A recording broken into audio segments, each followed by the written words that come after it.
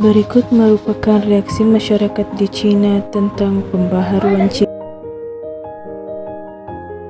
Kegagalan pemberontakan Boxer telah menyebabkan kerajaan Manchu arahkan para pegawai kerajaan mengutarakan cadangan pembaharuan bagi memodernkan China pada 29 Januari 1903. Seterusnya, Maharani Dowager-Cixi mengumumkan gerakan pembaharuan berteraskan ciri baik peradaban Barat.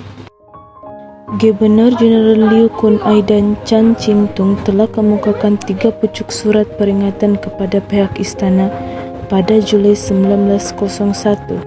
Hasil daripada cadangan tersebut, berbagai pembaharuan telah dilaksanakan. Pembaharuan yang dilaksanakan meliputi aspek berikut, yaitu pendidikan, ketenteraan, perlembagaan, ekonomi, sosial, dan pentadbiran. Aspek pendidikan. Matlamat utama pembaharuan ini adalah untuk melatih pegawai kerajaan agar lebih cekap.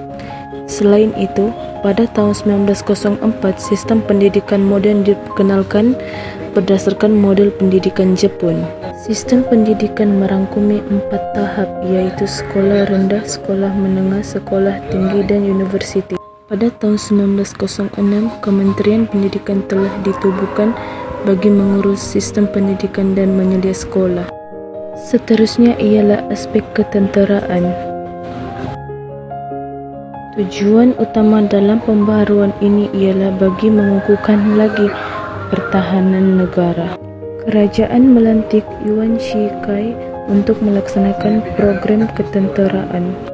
Berikut merupakan langkah-langkah pembaharuan yang dilaksanakan seperti memperbesarkan angkatan tentera darat serta memperkenalkan senjata moden dari barat. Pada tahun 1909, sebanyak 700 pegawai tentera Cina dihantar ke Jepun bagi menjalani latihan ketenteraan. Tahun 1906 telah ditubuhkan Kementerian Pertahanan bagi menguruskan al-ehwal ketenteraan. Seterusnya ialah aspek perlembagaan. Tahun 1908, Kerajaan Manchu meluluskan undang-undang bagi menubuhkan Majlis Perhimpunan Wilayah. Tahun 1909 telah dikemukakan tuntutan untuk menubuhkan sebuah parlimen. Perhimpunan Nasional terdiri daripada 200 orang ahli telah ditubuhkan. Pada tahun 1913 telah ditubuhkan sebuah parlimen ekoran desakan daripada Perhimpunan Nasional. Aspek ekonomi. Kerajaan menubuhkan Kementerian Perdagangan di Peking pada tahun 1903. Tahun 1903 hingga 1908 sebanyak 130 buah kilang telah ditubuhkan oleh pengusaha tempatan di China.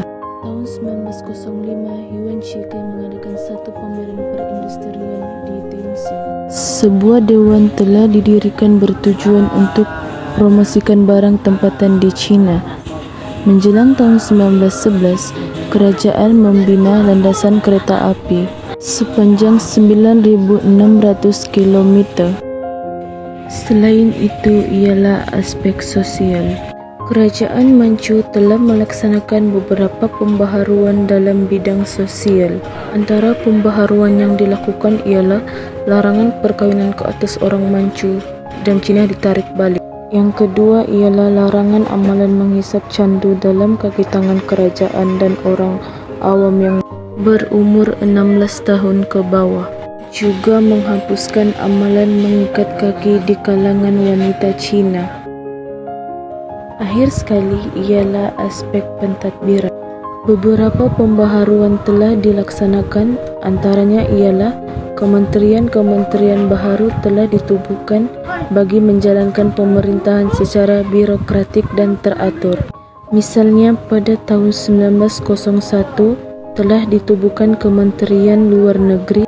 Pada tahun 1905 pula telah ditubuhkan Kementerian Polis. Akhir sekali ialah pada tahun 1906 telah ditubuhkan Kementerian Keuangan.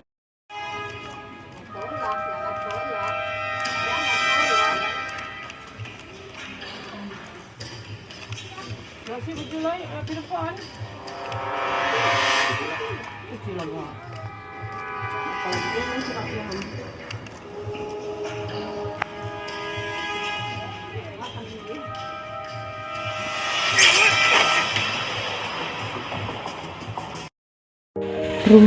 keseluruhan berkaitan tajuk ini.